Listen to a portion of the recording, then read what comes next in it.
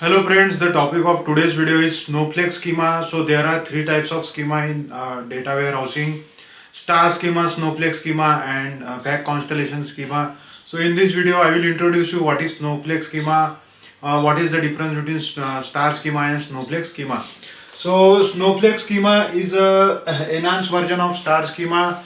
The difference between star schema and Snowflake schema is here the dimension table are normalized, means uh, we have created one more dimension table from the its parent table. So what is the reason? The reason is if dimension table contain a million number of rows, then Snowflake schema enhance the performance by creating one more sub table.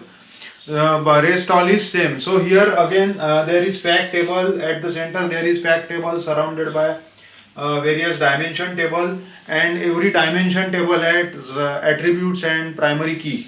So there are four dimension table: time, item, branch, and location. So time has five attributes.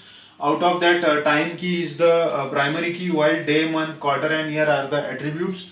Then branch table has branch underscore key is primary key, and branch name and branch type are attributes. Again there is item table. So item underscore key is primary key, while item name, brand type, supplier key is attribute. And location, so location has location underscore key is primary key, street and city key are attributes. So here you will find there is one more sub table from the item table, because it contains million number of rows, and to reduce the redundancy of the data, this sub table is created. So again supplier key, so supplier there is supplier table is created, and supplier key is the primary key.